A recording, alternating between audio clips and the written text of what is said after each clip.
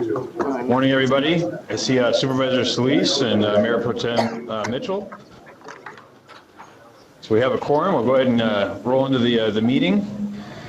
I do hear we have some comment cards and commenters, but Mayor Pro Tem Mitchell, if you could go ahead and handle those for us since you can see them there.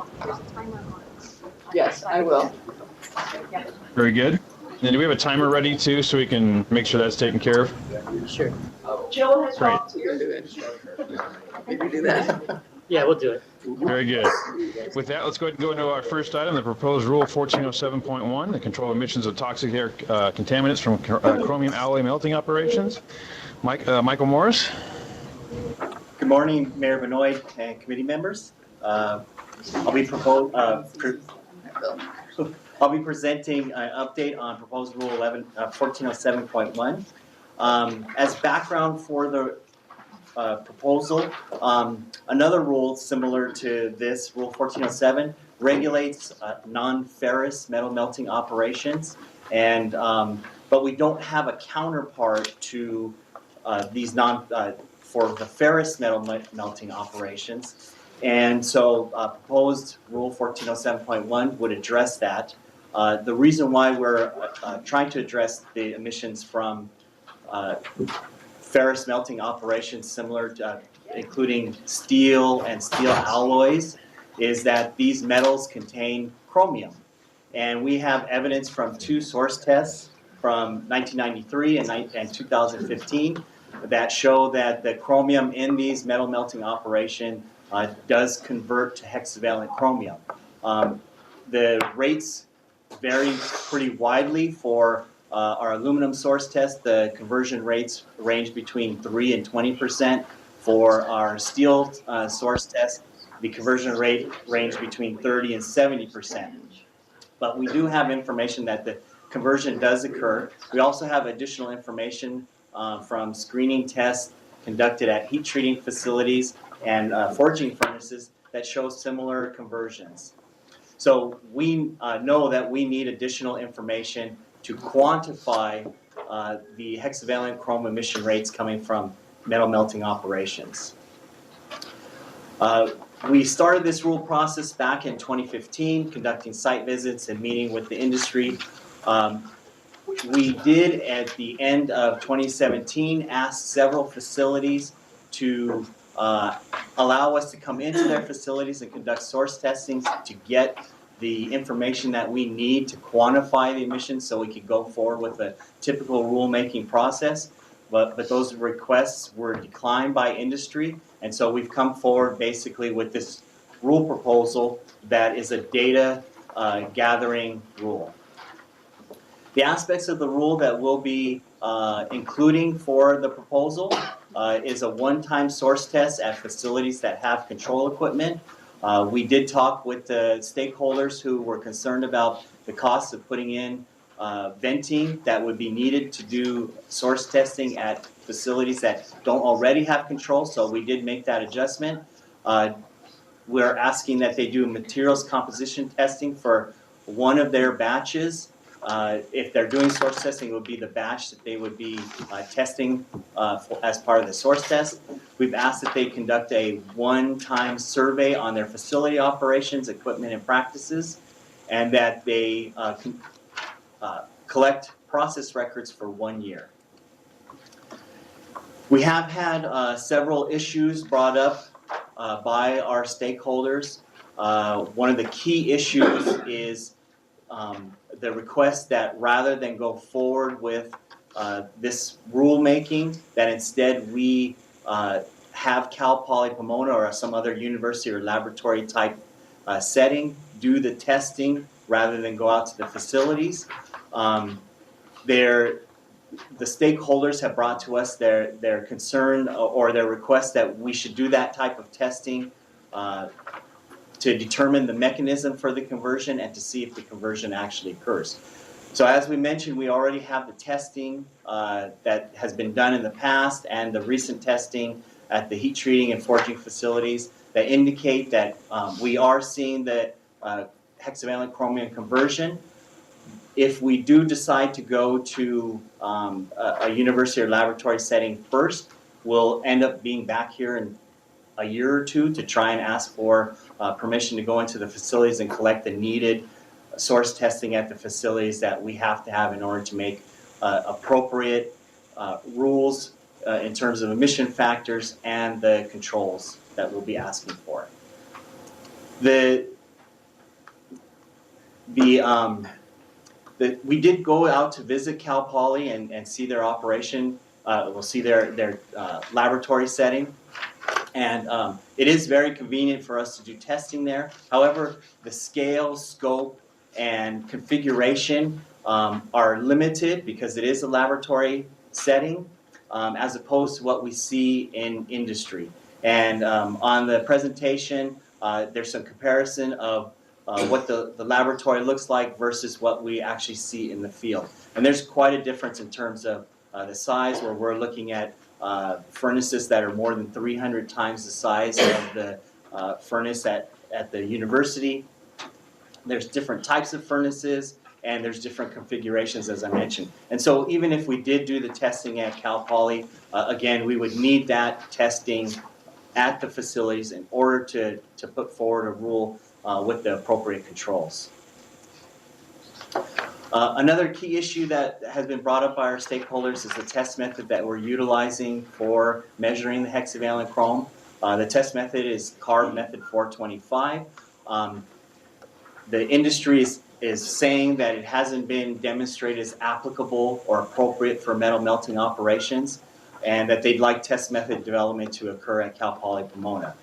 We disagree. The test method 425 is for determining hexavalent chromium emissions from stationary sources.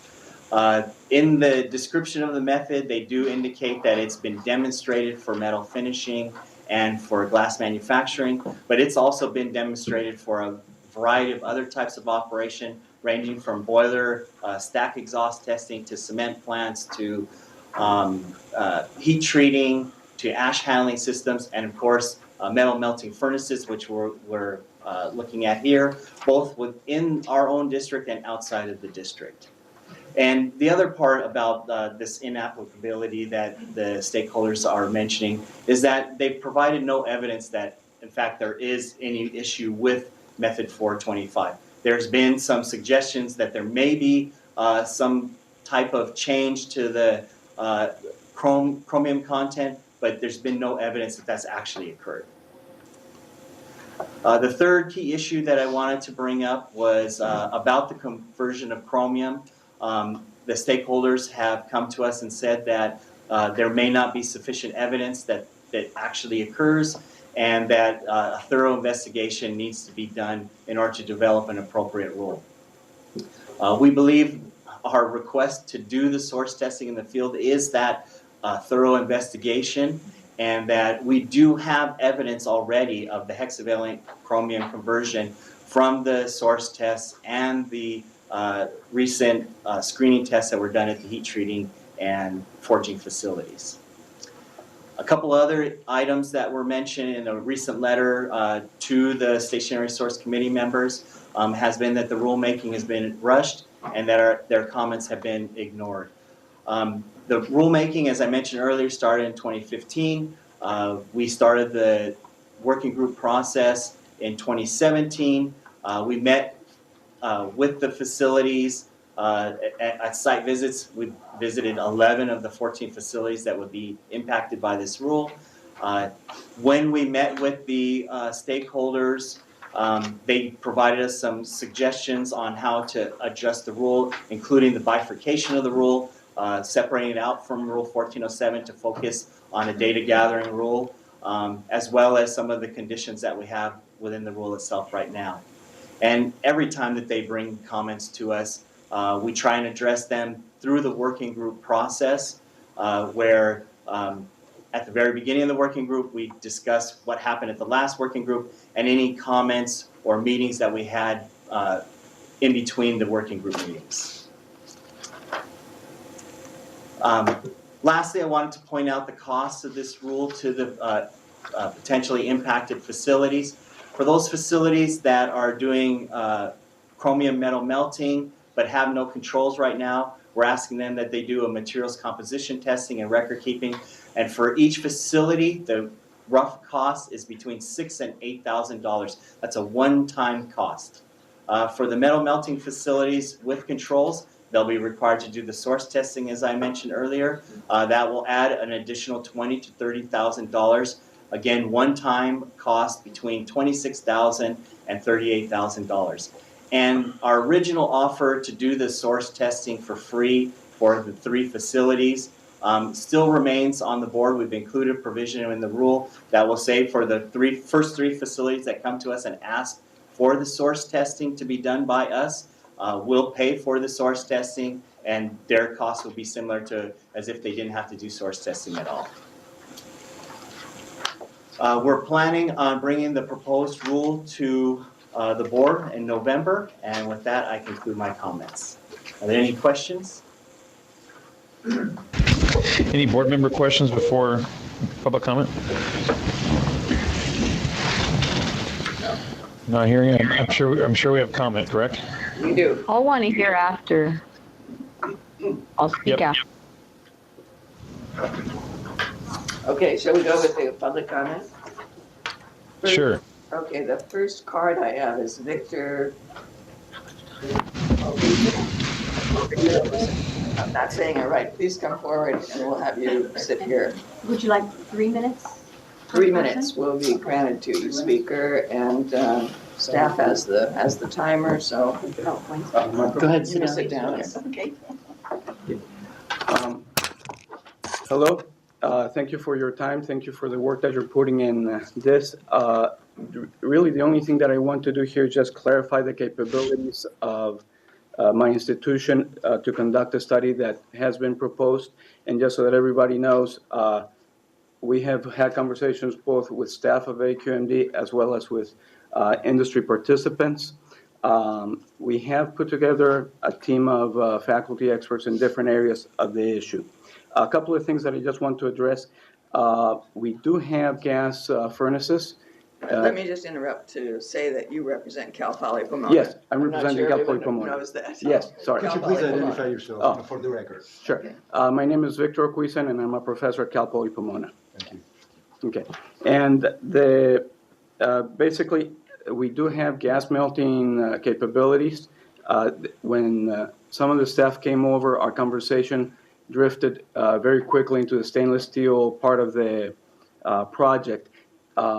So we ended up talking mostly about the electric capabilities, because that's how old stainless steel is melted. So I could see how that oversight could have occurred.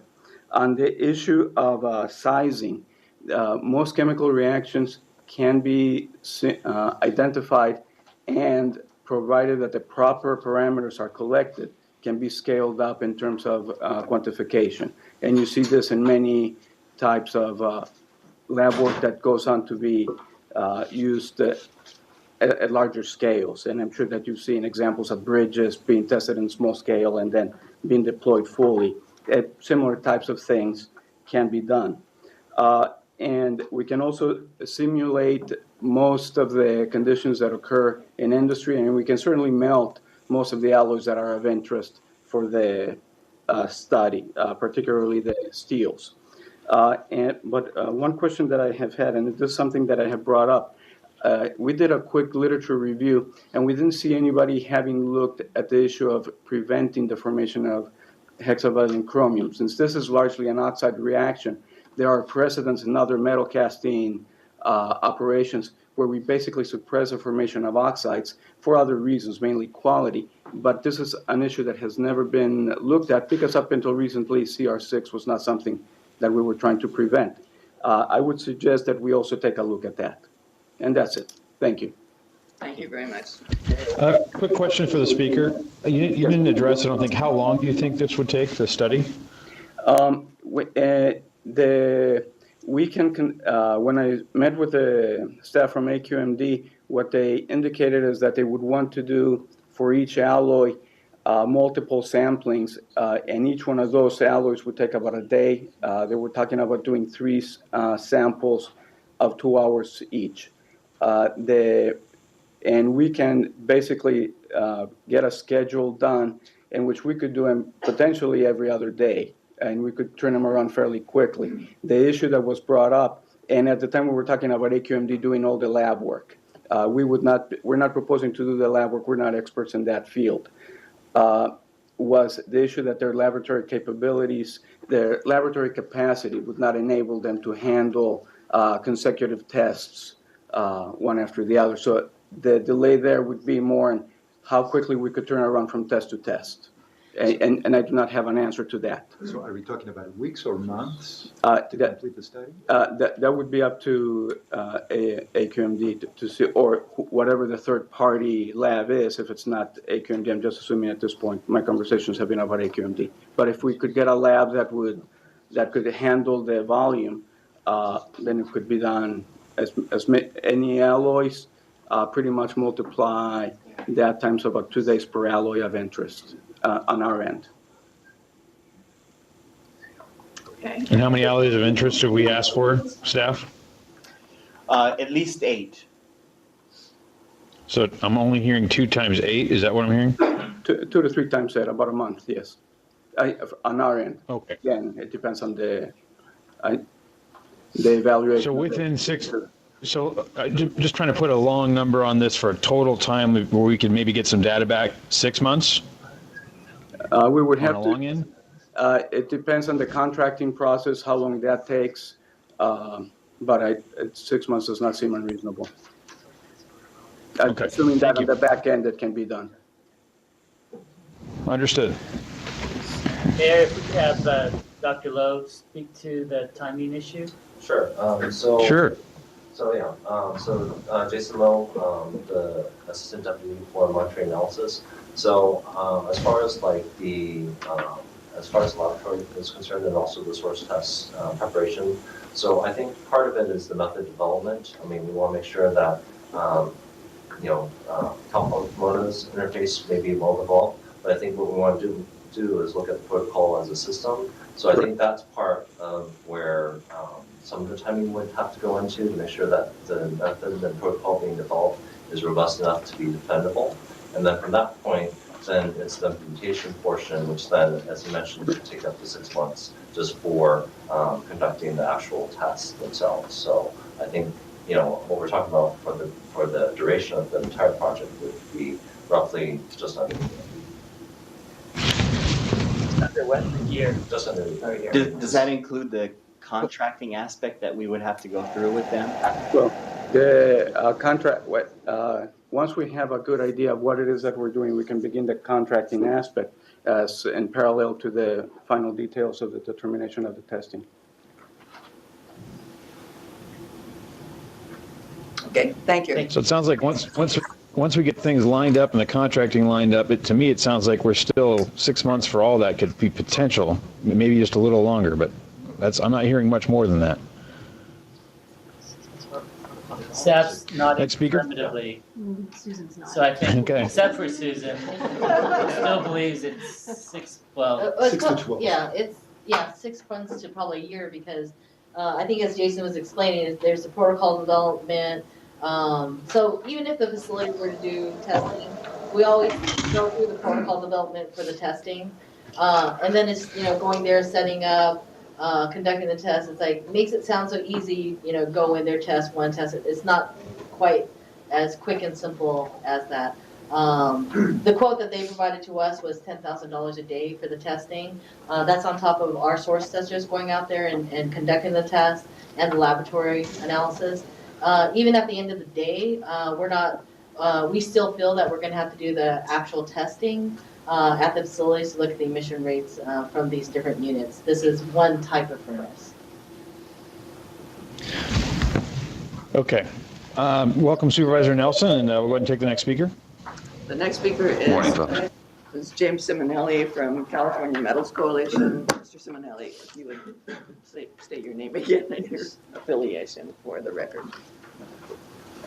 Yes, good morning to the committee and obviously to staff. My name is James Simonelli at the California Metals Coalition. I've been with the organization for 20 years and I'm currently the executive director. The proposal you've had in front of you, 1407.1, is a metal melting rule and unfortunately lacks the 4 criteria that we look for in this rule. We believe it's a premature to move forward without having the science, without having the data collected. And let me go through those 4 criteria that we believe need to be there. Number 1 is the literature. The presentation you had in front of you did not show any literature, any background on how this works. And as an industry, we look for that. We look for the track record. During the stakeholder meetings, we asked what the most current literature was that was available, and they gave us an OSHA study and a NIOSH study that was on welding. And keep in mind, welding is about 30 times hotter in temperature than what we're talking about, and so we feel that was not adequate in terms of our process. The second is the science, and keep in mind for metal melting, we don't want hex chrome, we don't add hex chrome, none of our customers want hex chrome. We're chasing a chemical reaction. We're chasing what happens when you add temperature to chromium and does it convert to hex chrome. For us, we asked for third-party studies, any science that showed that.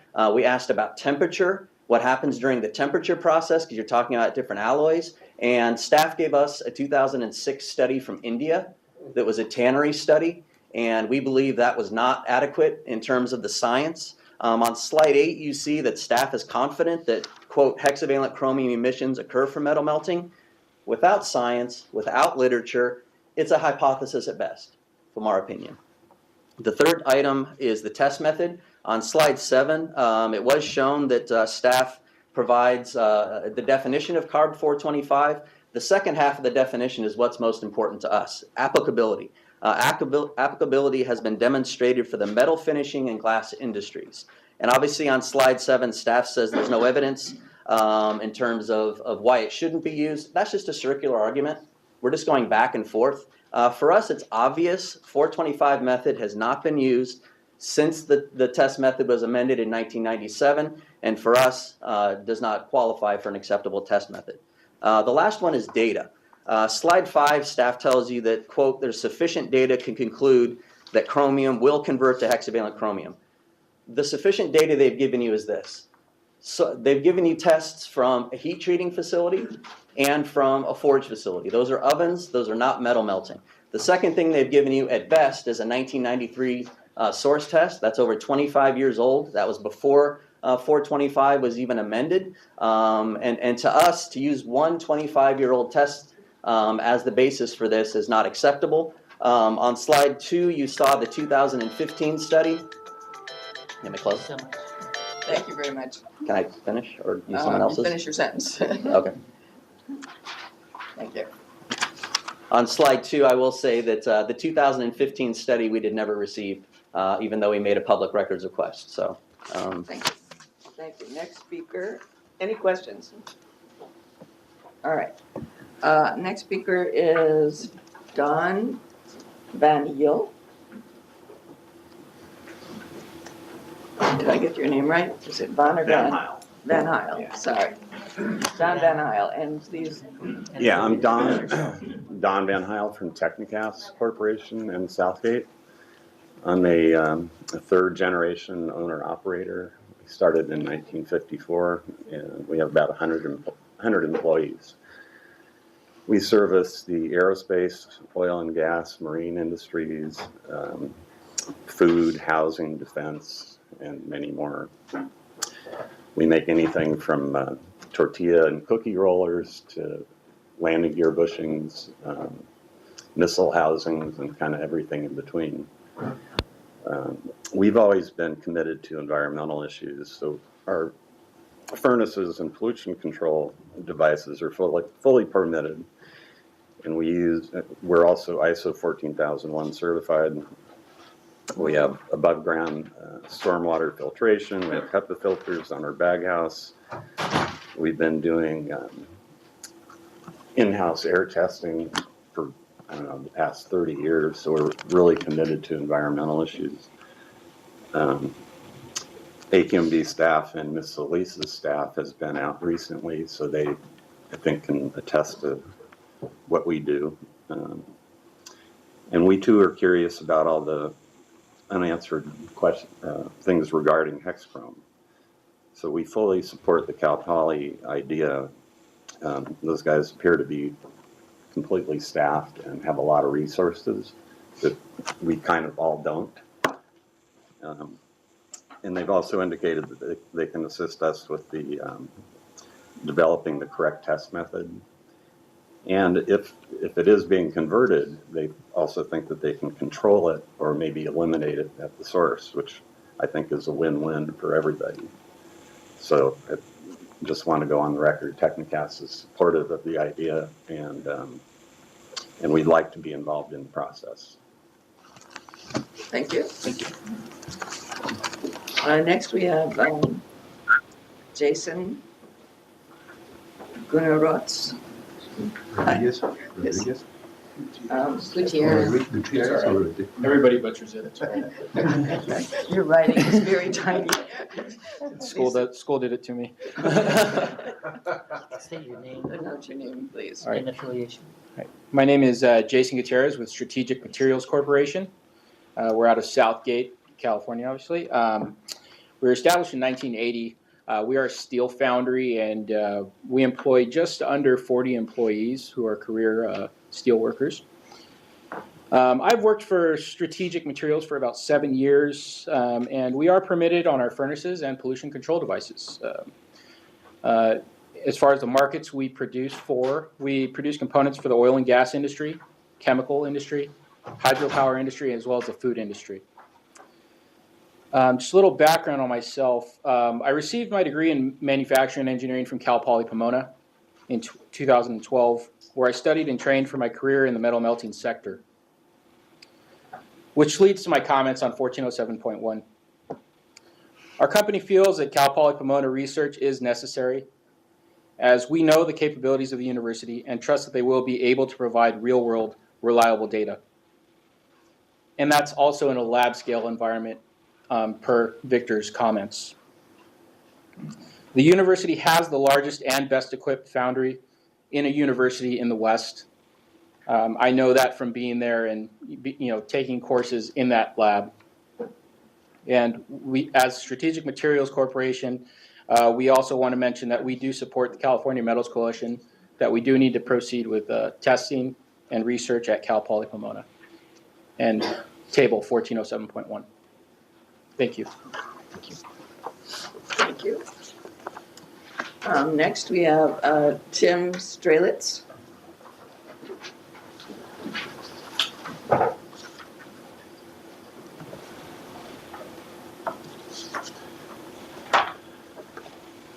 State your name and affiliation for the record, then I'll start. Good morning. My name is Tim Strelitz. I am the president and CEO of California Metalex. We're a manufacturer of copper-based alloys in the state of California. We're about 3 miles south of downtown Los Angeles. We began the company in 1979, my wife, who is here, and myself. We started with 2 employees. We now have about 40. I would like to say that when we first came to this state, you couldn't see the mountains on any day from Long Beach, California, unless there was a football game going on in Pasadena. Today, we get to see the mountains almost every day, and for that, we are so grateful for the SCAQMD and the wonderful work you folks have done over the last 35 years. We, as a company, was amicus to the the Los Angeles Department of Water and Power and East Bay Mud when both of those water and power districts wanted to eliminate the use of lead in drinking water components. We were amicus, we supported it, it passed on its first round. We're now pushing the state to bring that limit down to 0.02% because everybody understands the nature of lead. I am here to request that the Air Quality Management District continue to recognize the value of empirical data in coming to decisions that impact manufacturing in the state of California. The people who are left in this state who are still manufacturing in the metals division are here because they have a commitment to California. They're here because in the last 35 years they've done everything that they possibly can to ensure clean air, clean water, and a good working condition for our employees. We don't pay any minimum wages at California Metalex. And I would just request that the board recognize the value of Air Quality Management District and make sure that they adhere to empirical data that is relevant. Thank you. Ryan Pickett.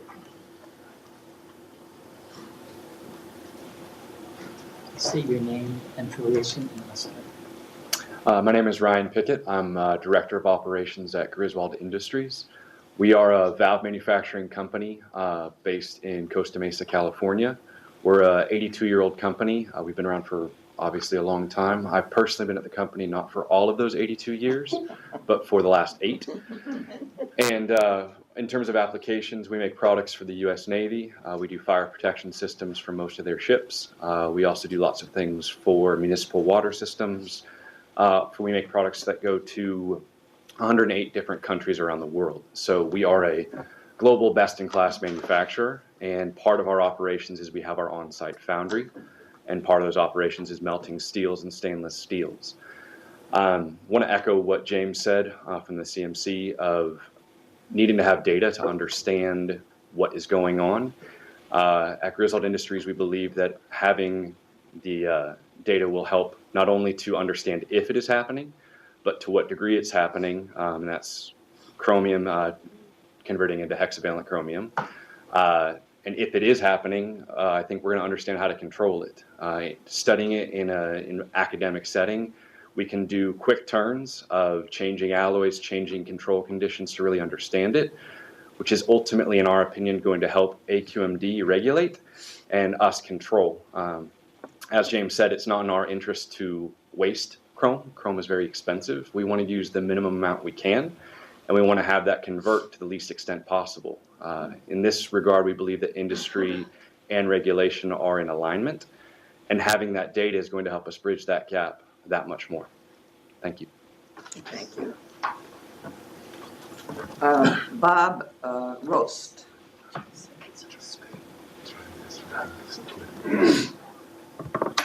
Also Griswold. Yes. Please announce your. Certainly. My name is Bob Rost. I work for Griswold Industries. Thank you for the opportunity to speak today. As Mr. Pickett indicated, Griswold Industries is a company that's been around for 82 years. I've worked there for 38 years.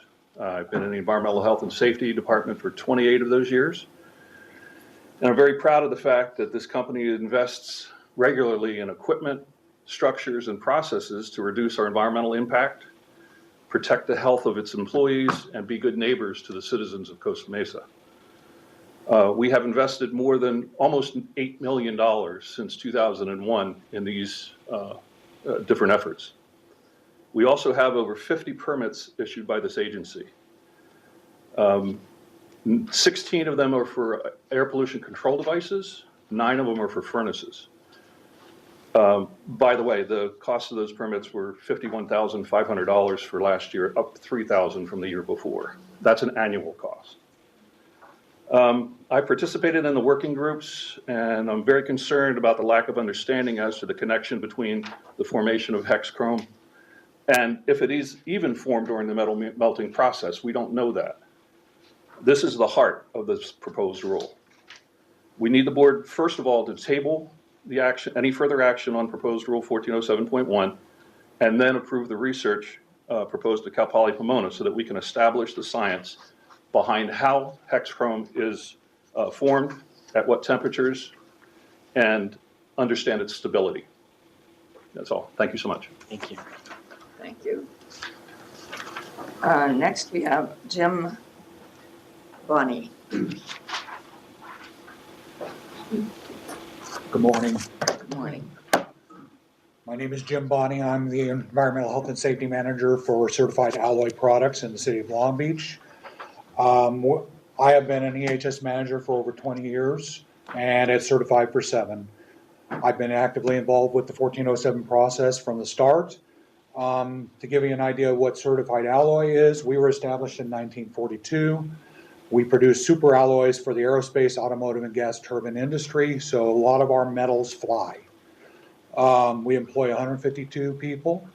We operate 4 vacuum induction furnaces that range from 500 pounds to 16,000 pounds. And we operate 4 air induction furnaces that range from 750 pound all the way up to 3,600 pound. All of our furnaces are equipped with pollution control devices. And that may be baghouses, might be electrostatic precipitators. we currently maintain, as Griswold, a lot of permits from this agency. We have 44 permits for all of our equipment, and we pay about $42,000 per year on our permits. As far as this standard, I feel, as others have said, that this rule is premature. The district claims we're melting hex chrome. We don't melt hex chrome, as James said. We melt chrome. It's part of the alloys our customers need. We're not currently aware of any hex chrome being manufactured in our processes, and we don't understand under which circumstances they're created, just as we've already talked about. The district doesn't understand our processes that well, but they're also making assumptions that we are creating hex chrome. We disagree with the district making assumptions from unrelated or dated studies. Further, the study needs to be needed to understand Chrome 6 needs to be done. Cal Poly, everything we see will help that. A couple other notes. The district is incorrectly making financial assumptions and determining what's an acceptable cost to bear for that standard. If they were paying the bills, I doubt they would treat it so casually. Depending on how many devices are going to be part of that furnace source test is going to make a difference on what the costs are. Part of that cost is also the research and collection data. The district used a shotgun approach in the standard, and some of that information is unnecessary. This exercise for the foundries is really arduous when you look at what goes into the actual standard. The required samples need to be analyzed, the records have to be compiled, and they are a burden for any company out there. Some of that data required also is proprietary. And like I say, overly burdensome. Thank you very much. Okay, all I'll say is we would like to have it pushed back and see the study first. Thank you. Next we have Peter Whittingham.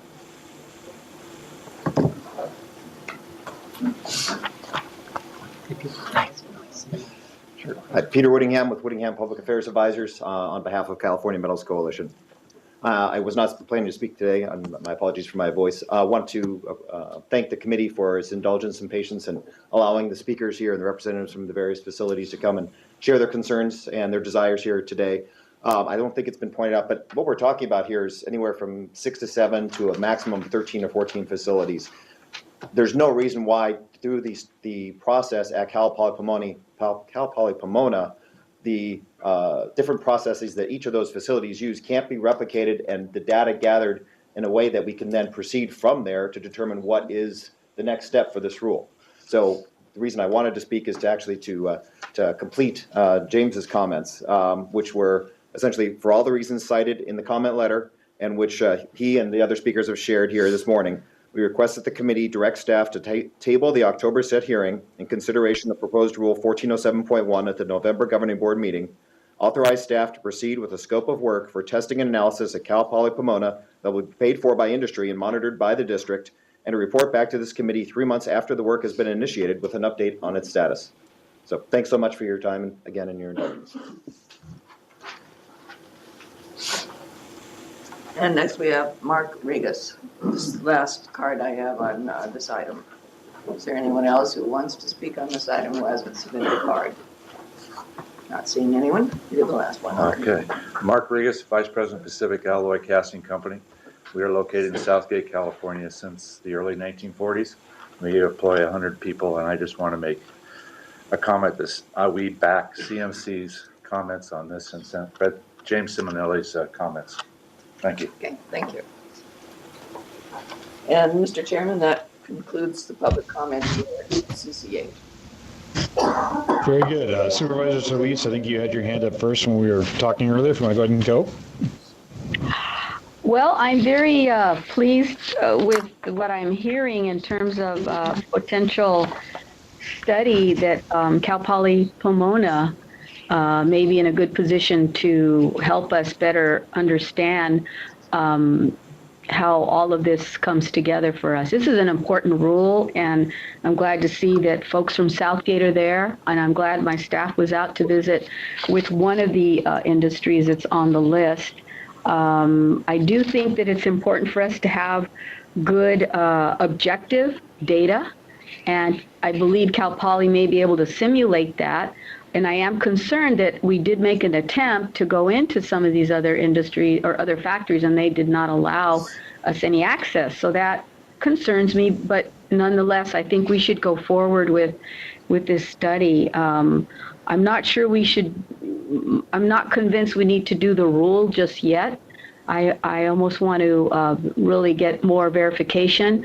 I think it was pointed out that we need to have more data, test methodology, and I think those are things that I would be concerned about. So I'm interested in hearing more about how we can get the study done and how quickly and how accurate and objective, if we do it in-house in terms of the lab work, or we contract out, and how quickly that can be done if it takes 6 months or a year.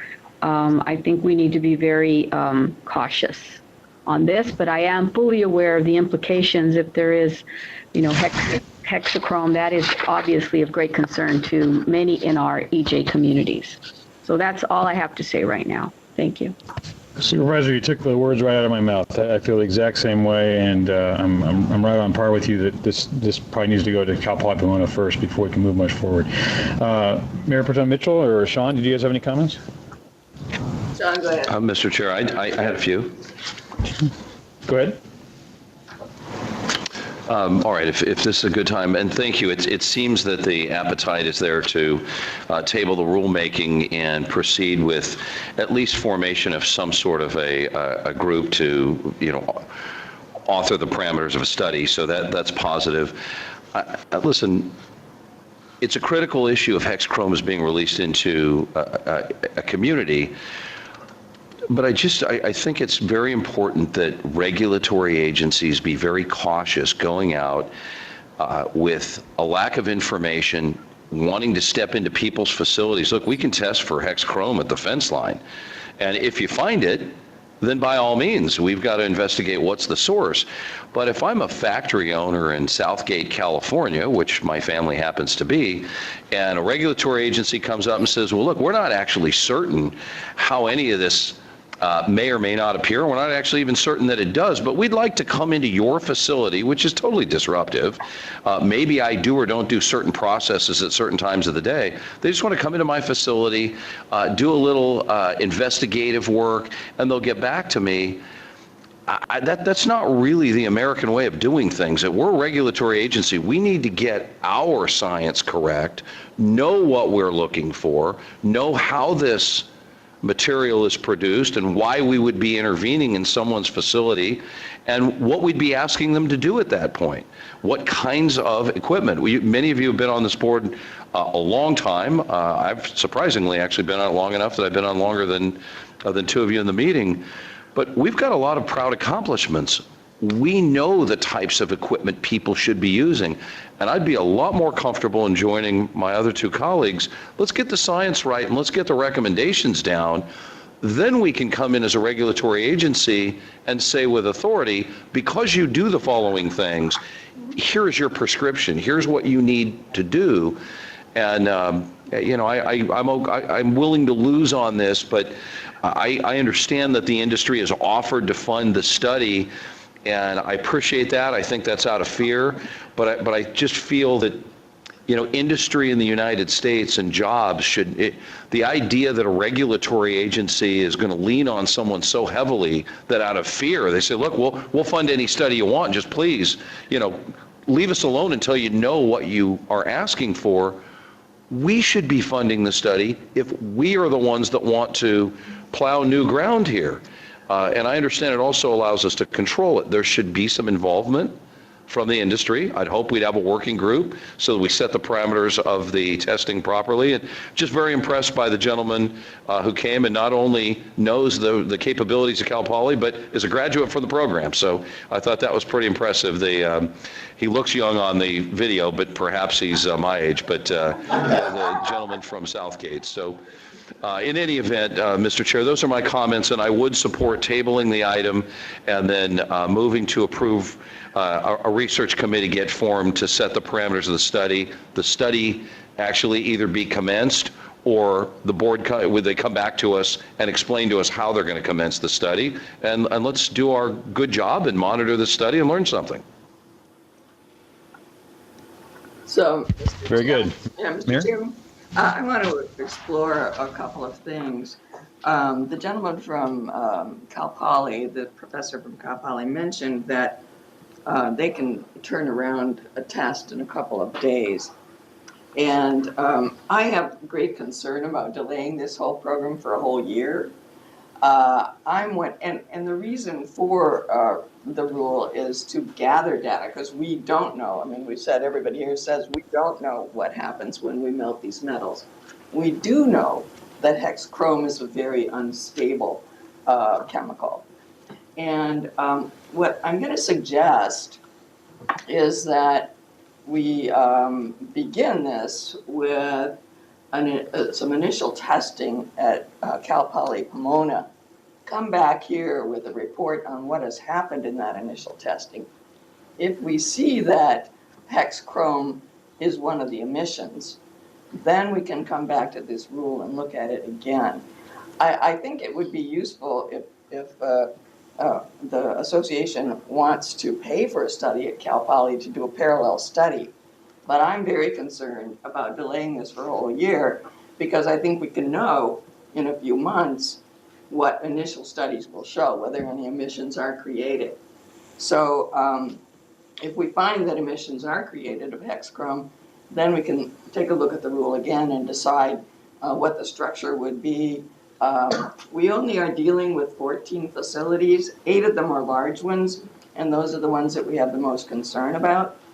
It appears that even if we have studies at Cal Poly, we will still have to go back to these facilities and decide what control measures go on if hexchrome is emitted. So some of it would be duplicative work, I'm afraid, if we do a whole year of study at Cal Poly, and then we still have to come back into the facilities. But what we do need to know up front is the question of whether we have hexchrome emissions. And I think that could be determined fairly early on, in maybe a couple of months, and then come back here with a review of this rule after those initial studies are done. So I'm just wondering whether that idea appeals to the committee. I would, this is Hilda, Supervisor Solis, I would just want to hear how quickly our staff can get the lab work and get that contract out. So I agree. I'm interested in what the Cal Poly professor said, that they can turn around the testing, but we need to have the analysis. And that, I mean, if we can get some concurrence on speeding that up, then I would move to support that. So Supervisor, if I may, I think what Dr. Lowe had mentioned was that once you do the initial preparation and identification of the appropriate methodologies to do the source testing, all of that would take roughly 6 months. And then the actual time at the facility would take roughly another 6 months. Then you have the analysis times and the reporting and all of those other issues. And that's why we had the lengthy time process. This staff, this organization will execute the will of the board. But I do want to point out a couple of issues that I think need to be addressed. And one is questioning the technical authority of this board, of this staff. This staff has qualifications from some of the finest academic institutions around the world. In fact, the world, not just the state of California, not just the US, but the world looks to the technical capabilities of this staff. And when we say that we're doing data collection, it's based on data that we have collected, it's based on incidences that we know are real, and it's not necessarily based on literature, which tends to lag what we have already found out. So to question the technical veracity, the technical accuracy, or even the technical ability of staff, I think, is totally inappropriate. And I want to point that out. With regards to the literature, I already sort of cited some of those other aspects. With regards to how we would actually pursue this with Cal Poly Pomona, I agree with Supervisor Nelson, but if we're gonna do, this is something that we would do, we would pay for it. We would obviously have a working group that we would expect to continue to move forward. I thought that the professor from Cal Poly Pomona's comments on the control of the oxidation aspect was critical. And that's something that I know that we need to discuss further, because as a control mechanism, that's great. But what it doesn't do is it doesn't address what are ongoing emissions. And I thought that Mayor Mitchell did a fine job in terms of the threats that it poses to the community and why we're moving so quickly with regards to this. Again, it's a data collection rule method. We can move quickly. I know that Dr. Fine has some additional comments you may want to add. I just want to get more into the timing. There's been a lot of questions on timing, and I just want to be realistic that we're probably talking 2 to 3 months even to get the contract together, scope of work. If there's going to be a working group, convening that working group, agreeing on the protocols, agreeing on the types of alloys to be tested, we're talking at least another 2 or 3 months. I'd say we're at least 4 to 5 months out from beginning testing at a minimum, maybe longer. And then even once there is testing, we get the samples back. It has to fit into the laboratory schedule. It's usually for samples like this, could be up to a month to fully QA them, or depending on our schedule. It's going to be some time before we have a number of tests that we can come back to the committee and say, these are even preliminary results. That's probably 6 to 7 to 8 months off. And then any kind of final report or analysis of all that data is, you're talking another 4, 5, 6 months. So I understand the need to, the desire to go to Cal Poly to do these kind of controlled tests, and staff doesn't disagree with that. There's a lot of good information to be gained from that. The concern from staff is waiting to get some real world tests in over that 6, 7, 8 months, a year, because we think that even when we get that good information from Cal Poly, we're going to have remaining questions of what the actual emissions are at these facilities. And we're going to be back about a year from now with a similar rule, asking for source testing at the facilities, and staff's position. Let's do all that in parallel. We're not asking so much to have 8 source tests done over the next, several months or a year in parallel with the Cal Poly study. We'll get all that information. We're not claiming we have all the answers, but we'll never have all the answers until we do everything we can to get those answers through testing. And I would just add it for another consideration. We had said that the first 3 facilities that we would do the testing, we can look at it from maybe of a more shared perspective, where for all of those facilities, instead of just using the funds that we would use for those 3, spread it out equally. I don't know if that's something that would be appealing to those, but that would be something that might be a little bit more equitable as far as all of those other facilities. Mr. Chairman, in light of these comments, where it's going to be a fairly drawn-out process even to get to the first collections of data that we will need to decide whether controls are needed,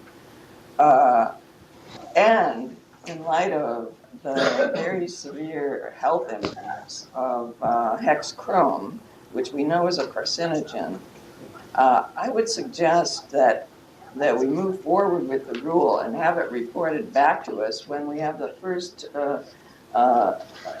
results from the testing. Then we will know how much further we need to go. It may be that it will show that there's very little in the way of chromium-6 emitted from the melting process. And then we can take more time with it. If we see in the first testing that there is emissions of chrom-6, then we will know that we need to proceed with haste and due diligence to discover the rest of the data that we need to decide upon any control measures. But our mission here at this agency is to protect public health. And I think we need to keep that as on one side of the balance sheet here. We don't just automatically turn this over to industry without gauging what the balance is on the other side of public health. And we talk about chrom-6. We know that that is a pretty severe impact on public health, carcinogen, cancer-causing, and we live in a very dense residential environment here, and there is the chance of those emissions affecting the public not chance, there's probably a certainty it's going to affect the public in the nearby areas, the workers as well as the citizens that are living in the area. So I suggest we move forward with it. We get early results from the first source testing, and then we can make some determinations on how we proceed from there. And ask the staff to report back to us at the earliest, maybe 6 months, 3 months. What would you say? Well, Mayor, what I was going to suggest is we're asking to take this to set hearing and then hearing in November. And I think that, we've heard a lot of really good comments today, and I think that there's some issues that we could try to address, particularly in the intervening period of the set hearing and the actual board meeting. And in discussions with staff, I think one of the things that we'd like to do is proceed, obviously, as you've recommended, but we also would like to take some time to perhaps come back to the board at the governing board meeting in November to discuss about some perhaps additional ways that we could streamline this. For instance, instead of going with the full source testing, maybe we do some type of screening that would be of a shorter duration. It would be valuable in of itself in terms of what the information we could collect. But I think we need some time to sit down with representatives of the facilities that we heard today and how that might look. And so I would look to staff and ask for agreement that we could do that by November and then have a better idea in terms of what it is that you would be hearing. And if we aren't in a position of overall confidence, we could actually pull the item and bring it back to committee. So that would be in November that you would have that. And I think there are some loose ends that need to be discussed. For one thing, we talked about source testing and providing some help, some financial help on that. So I think that sounds like a good idea, that what staff has suggested here, that we come back in November to the governing board. Is that how you're proceeding? We would proceed to set hearing in October, continue to work with all the involved parties, and make sure that we're in agreement. If we can get to some kind of consensus, then we would state as such at the November meeting. But if we weren't able to get consensus, then we could pull the meeting and bring it back to stationary source. I will make that motion. Real quickly, I guess my concern with that is, in the meantime, we've lost 3 months moving forward with the potential Cal Poly study. Wayne, is there any way to bifurcate this and move forward with that study and get that started, or at least the discussion of that being started, get an RFP out? Is there any of that stuff that could be happening at the same time? Yes, Mr. Chairman, we could actually get started on that. I could, under my own authority, get that going. I would need board approval. I may not be able to do it for the full amount. I'm sorry, I wouldn't be able to do it. Go ahead. I'm just saying I may not be able to do it for the full amount without coming back to the committee and the board, but I could certainly get it started. Great. As long as we're getting it moving and getting it started, so we're moving that direction, because I think no matter which way we go with this, that study is going to be part of the solution. Would my board mates agree with that? I agree with that. I do too. I also want to state, I mean, I don't think anyone here is trying to undermine in any way what our SCAQMD staff and our scientists and folks are doing there. I think that if it's possible, we get both bodies working together. We get the Cal Poly study, we have our staff working in the working group. We compare apples to apples, and we try to do our best here.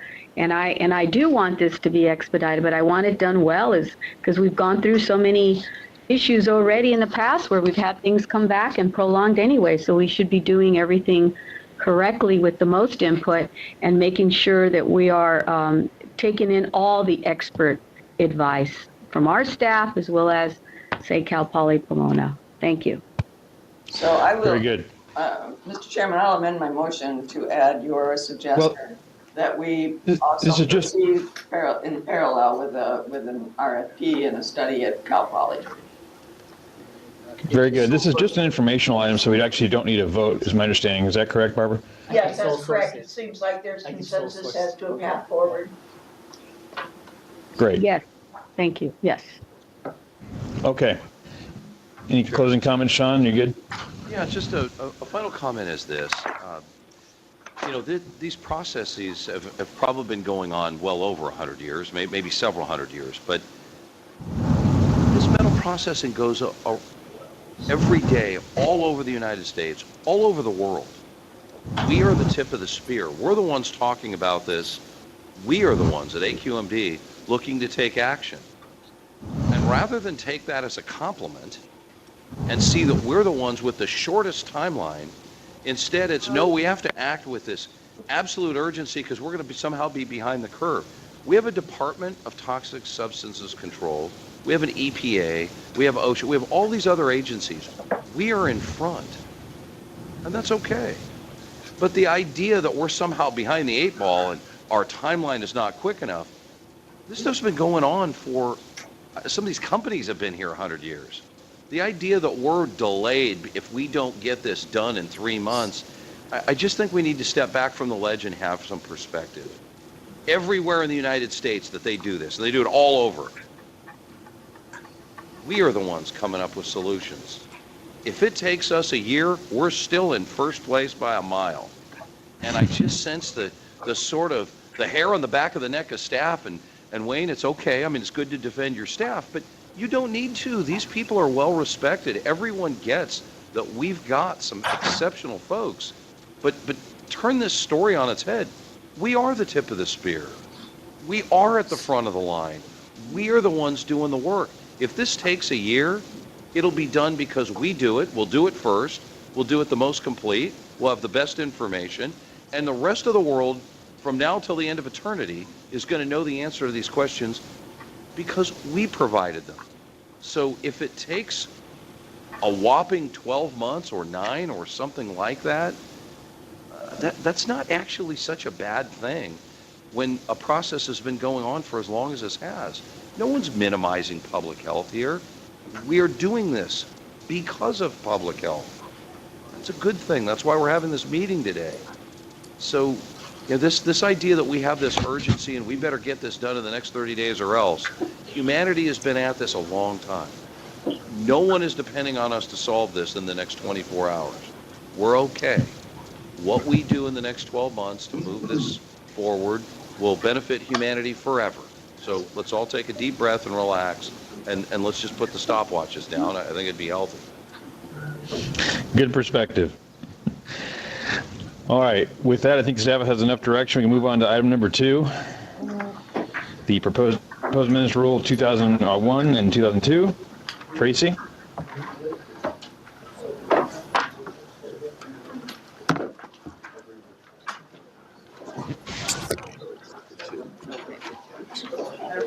Oh, there it is.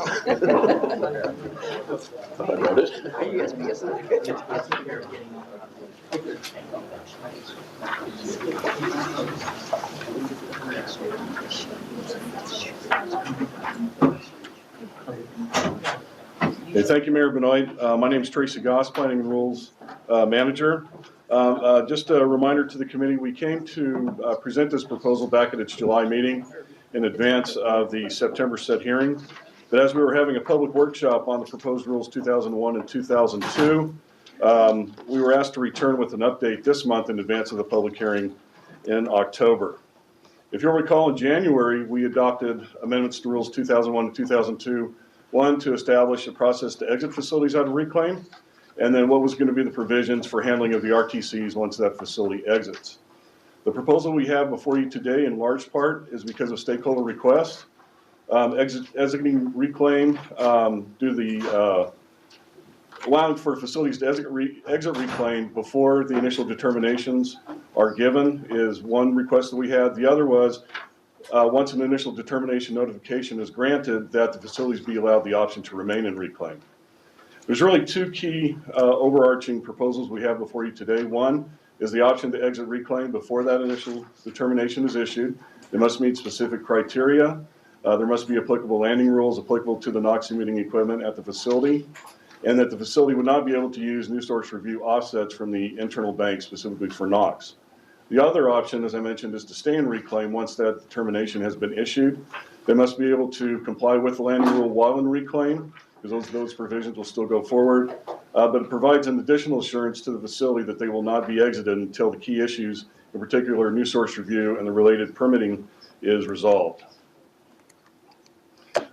There's some additional criteria that we added. One was that this excludes the IC engines and equipment not subject to permits. We do have a number of rules that need to be amended and adopted to establish a BARC schedule. For example, Rule 1147 for miscellaneous equipment and Rule 1146 for boilers, and also for nitric acid equipment. But we also provide clarity that equipment must have that applicable adopted requirement for reclaim addressing the emission limits, implementation schedule, and MRR.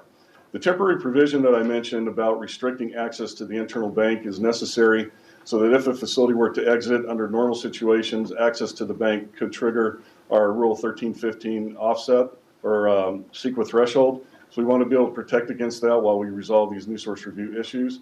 We also have a proposal to remove the floor. As you know, with the determination by the board as part of the AQMP process that we're going to sunset reclaim, the prices for RTCs have dropped well below that floor. Since the public workshop, we did receive 5 public comments from different organizations. Those are listed before you. If you'll recall, when we set the hearing in September, we also had the item pulled and had 3 different associations provide comments to the board. In summary of those comments that we got, the first one was that we not move forward with 2001 and 2002 or the BARC rules until the NSR issue is resolved. Well, these provisions themselves to remain are optional once the determination has been made. We do need to be able to move forward with the BARC rules so the facilities have certainty. Another comment that you've heard before is the lack of the programmatic CEQA. As we've stated before and we've provided in a response letter, as a part of the 2016 AQMP, we did do a programmatic CEQA analysis, so we believe that we've made the necessary investigations there. The other is that facilities want certainty upon exit. This is very, very important. So facilities will not be exited if they don't want to leave reclaim once that determination has been made until we do that. But in the meantime, we want to be able to move forward with the BARC rules to establish the requirements so facilities know what they have to do and on what timeline they need to do that. So the BARC rulemaking needs to move forward not only for that reason, but also because of AB 617. We'll be coming back to the board in a couple of months with a master schedule for BARC requirements as required under AB 617. But most importantly, we can move forward with these BARC requirements while we resolve the NSR issues. That is something that can go forward and that can still be implemented. So with that, Mr. Chair, I know we have some public comment. Our proposal for you today is to come back to you at the October board meeting to present this in a public hearing. With that, Mr. Chair, we'll be able to answer any questions. Very good. If it's okay with the board, we'll go ahead and take public comment now. First commenter is Bridget McCann, and 3 minutes. Good morning. Good morning. What's your name? Okay, I'm Bridget McCann. I'm manager of Southern California region for Western States Petroleum Association. So WISP and its members appreciate the opportunity to comment on proposed amended rules 2001 and 2002. As currently proposed, both rules are not ready to be adopted by the governing board due to significant concerns that WISP has previously stated to the board regarding the transition of the reclaim program. These include a lack of a programmatic CEQA analysis and unresolved NSR issues. Latham and Watkins submitted written comments on behalf of WISPA to the district staff on September 7th, which detail these concerns. Thank you, Jason, for reading my comments. Thanks. And our next speaker is Bill Pierce.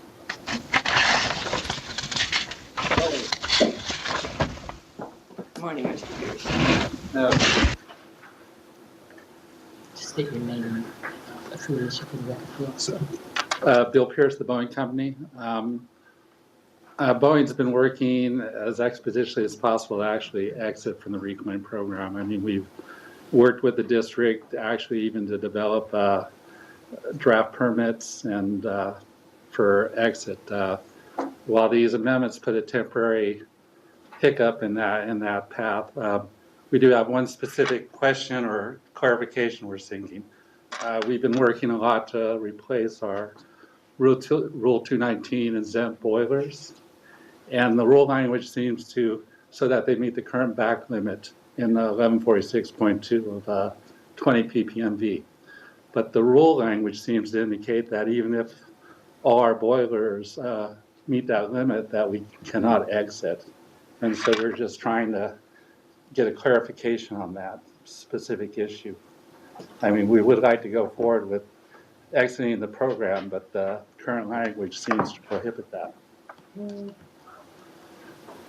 Any comment on that from our staff? The facility would be able to exit. They would just be restricted from being able to access the NSR bank. But we would need to go through and look at all the landing rules and make sure that they're subject, that all the NOx emitting equipment has the appropriate emission limit requirements. So the reason why, so I understand it's like for their particular boilers, they're under even the proposed limit. And so, but the concern is that there could be a facility that comes and then there's a landing rule that's coming and the limit could be lower. So we need to be careful. So we want to make sure that facilities only exit after that particular landing rule for the applicable equipment has been adopted. So 1146 series rules are like right on the heels. They're scheduled for December. So after that point, then you would be able to exit. But if I can add to that, the current rule language, without these amendments, they would be even less likely to be able to exit early. Right, so this helps. This helps, but may not get this particular facility all the way there.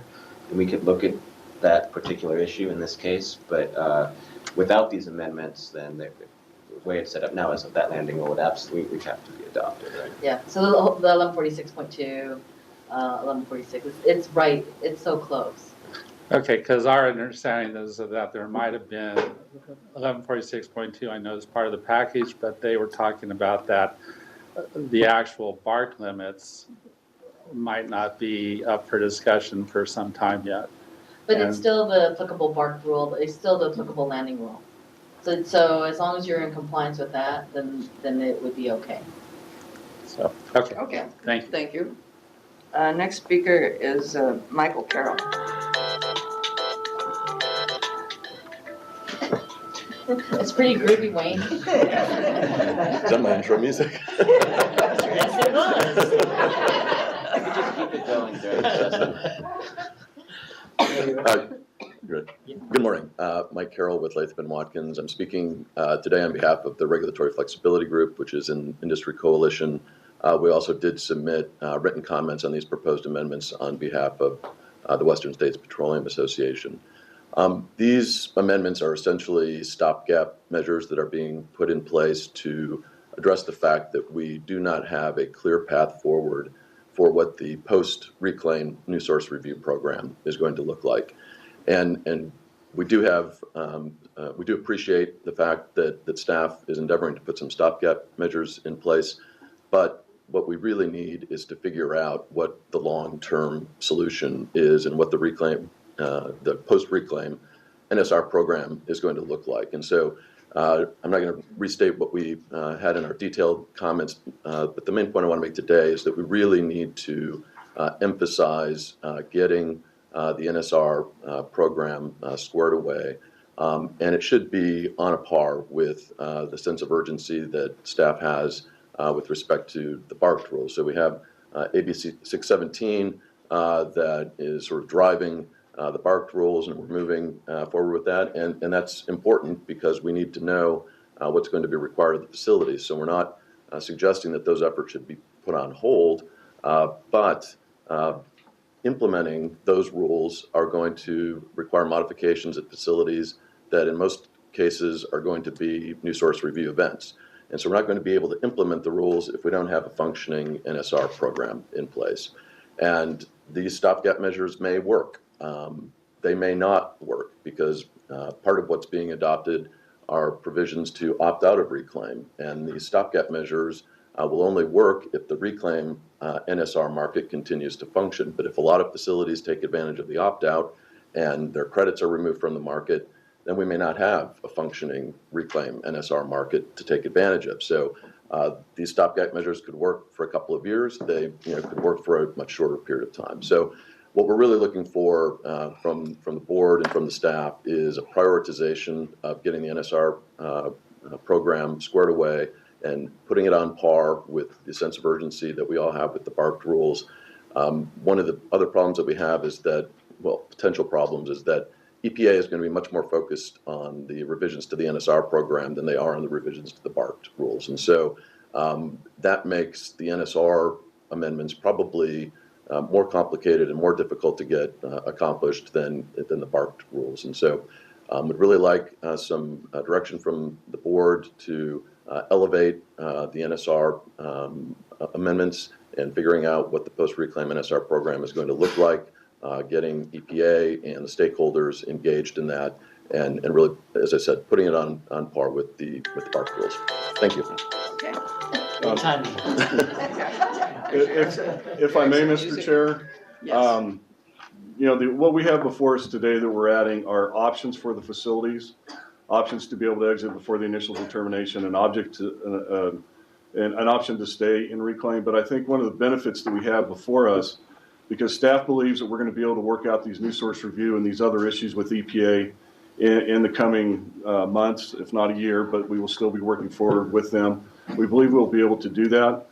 But a benefit of having these provisions in place is while we're doing the BARC rule development, establishing the schedules, establishing the technology, giving the certainty to the companies, once we have the NSR and all those policy issues resolved, we'll be able to move more quickly at getting those facilities out of the reclaim and into the command and control and getting them into the structure that the board has directed us to do so. So there is a benefit to moving forward with this at this time.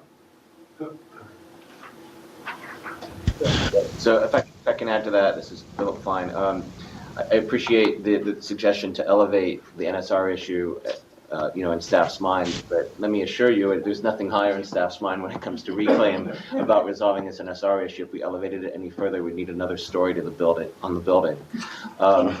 We've had multiple calls with EPA. We've discussed it in working groups. I will admit we do not have answers, but there has been progress, and we will continue to work on that as soon as possible because we know this is jeopardizing the transition of the program. And there's nothing higher on our list when it comes to the transition than NSR. I know to the stakeholders, it may not appear that way because there's a lot of discussions that have to happen with EPA kind of offline to figure out some of this stuff and with some of the other stakeholders offline. But we will be coming back to the next working group with a deeper dive into where we are, and that'll probably be one of the major topics going forward with the Reclaim Working Group. While the other issues in the BARC rules will be handled within the individual rules. So the next meeting will be dedicated to this issue. Okay, thank you. There are no more public speakers here, Chairman. Oh, wait a minute. Harvey, I didn't get your card. Do you want to speak on this item? I can read from it. Mr. Harvey Etter would like to speak on this issue. Please. Thank you. Good morning. I'm 3 minutes. Harvey Etter, speaking for myself and for the Public Solar Power Coalition. I'm going to speak quickly. First, happy autumnal equinox. That's today. And on our solar cycle, we just passed 100 on the 10th. The governor signed it.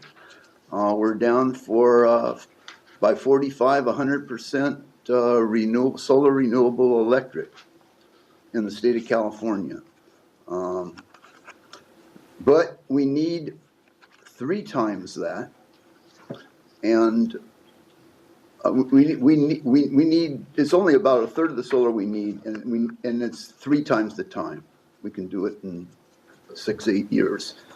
The state's doing it for a university, the health industry is doing it by 25.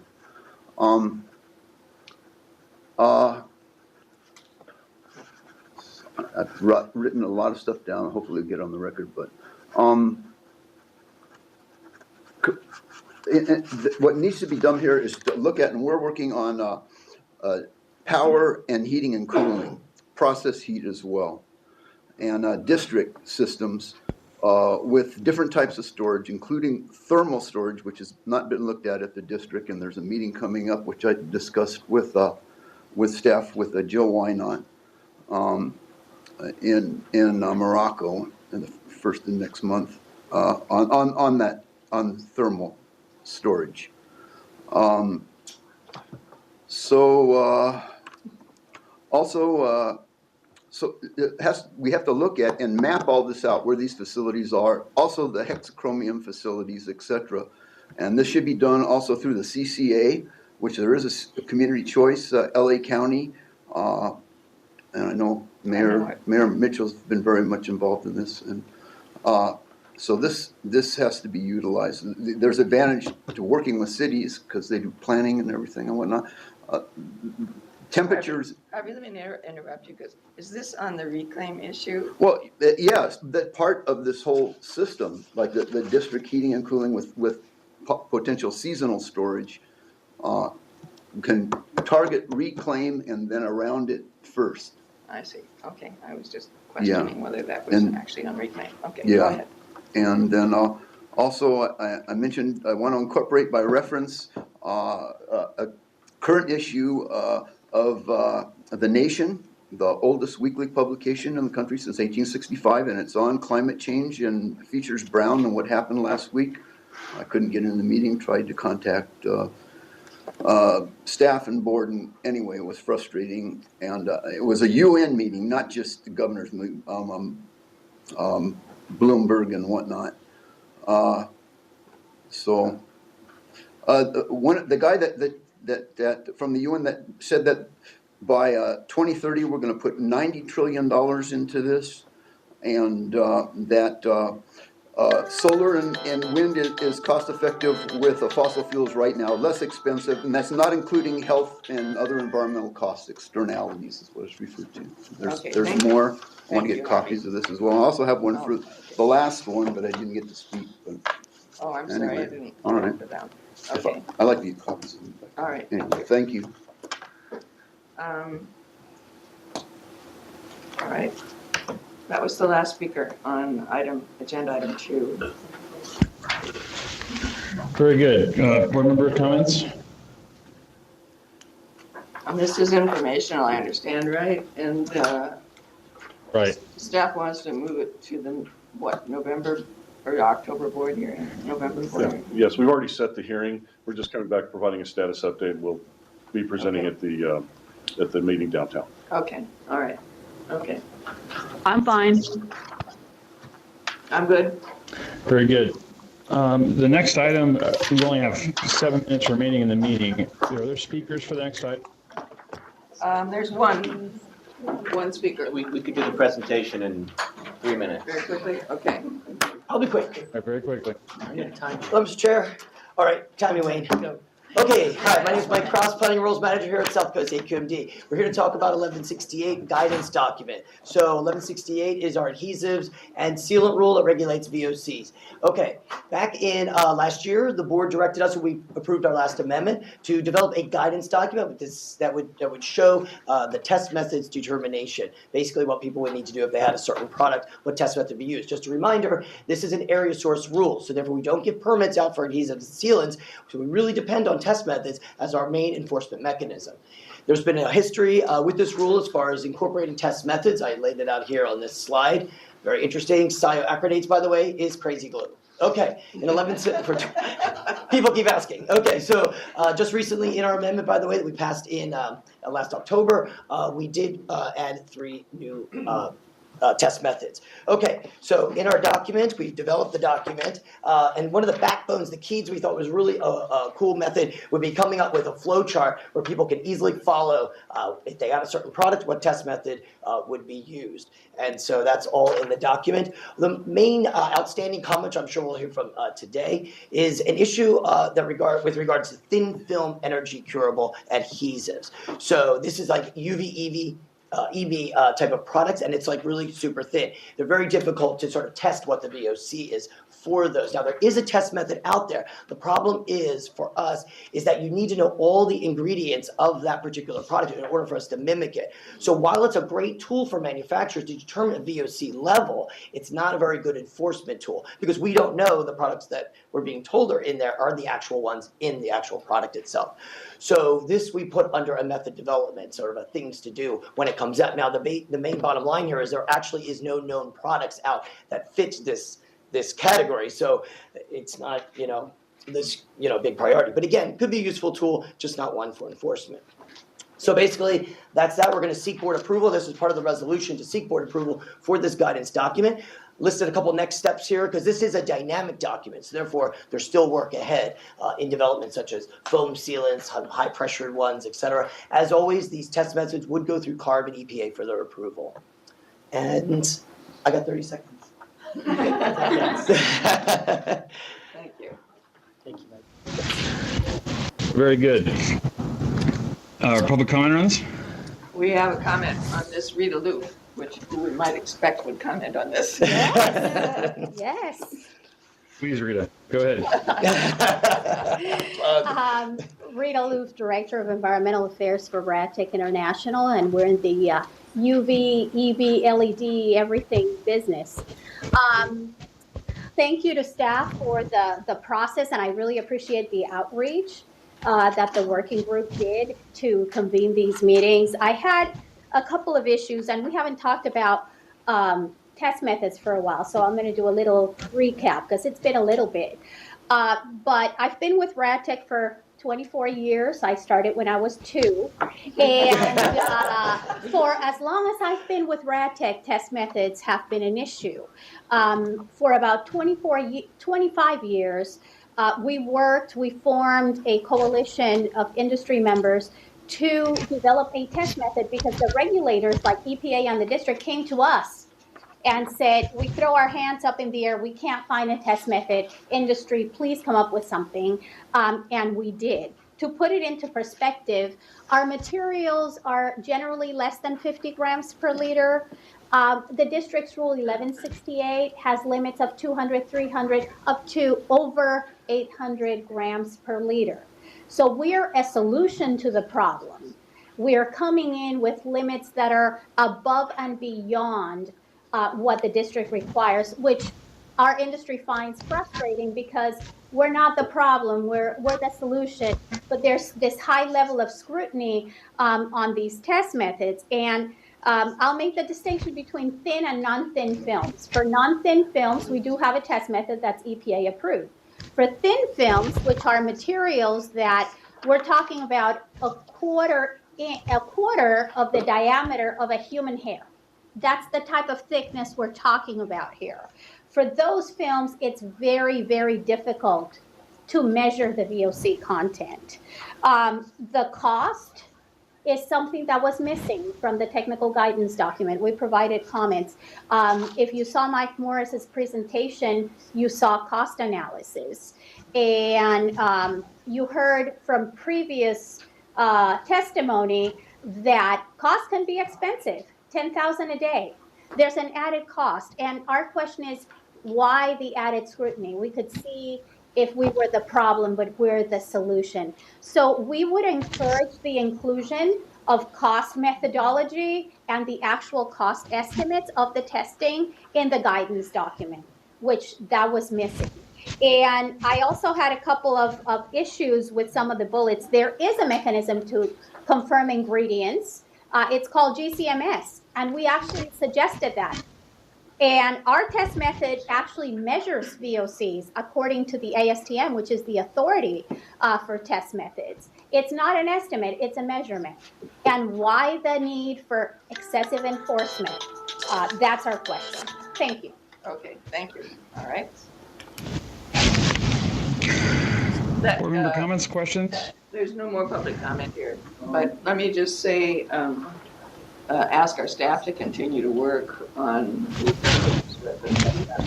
very thin coatings. Yeah. I know that's been problematic over the years, so I'm sure you'll continue on that line.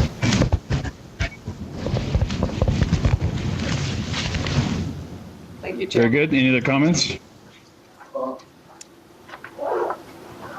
Public comment at the very end. I don't know. Chairman, are you ready for public comment? Well, there's written reports, and then I'll let you So go. written reports are attached. Is there any other public comment on items not on the agenda? Harvey Eder would like to make some additional comments. Harvey, we'll give you 3 minutes. Thank you very much. Alrighty, thank Running you. over. Hi there, I'm Harvey Eder, speaking for myself and for the Public Solar Power Coalition. On the $61 million that we put in proposals, big emphasis is on electric vehicles. I cited in the other meeting and incorporate by reference the meeting before this in here, and that we're talking about 5,000 Class 8 trucks a year and other electric vehicles, and that instead of, we're told that we're being evaluated as a stationary source. And this is, we've many times over the last several years have debated this in front of the board with Dr. Fine, in that we need to be evaluated on the solar vehicles and the mobile emissions reductions. And to do otherwise is discriminating and unjust, etc.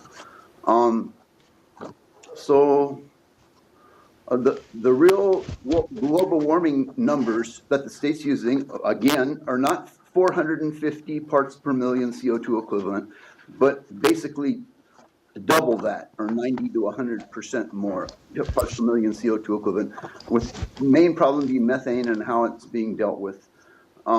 And this means that everything has to be done quicker, as I mentioned earlier, and we're also evaluating litigation on penalties of premature death, both in the industry and regulation.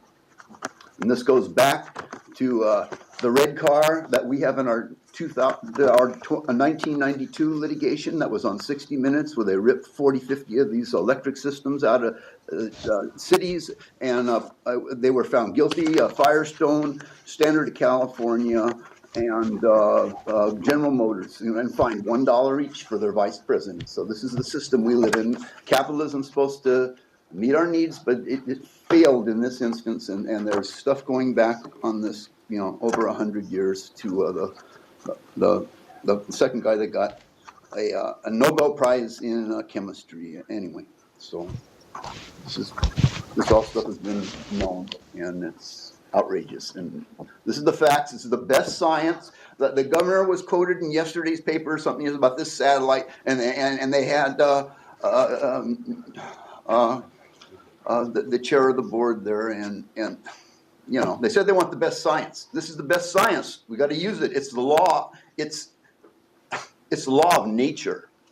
Man's laws have to adjust to it. People's laws, human laws. Thank you, Harvey. Anyone else? Thank you, Harvey. Do you want to keep your magazine? I can keep this one. Thank you. Anyone else? No one else here for public comment. Very good. With that, we'll go ahead and adjourn the meeting. Our next meeting will be October 19th back here. And thank you, everyone, for coming.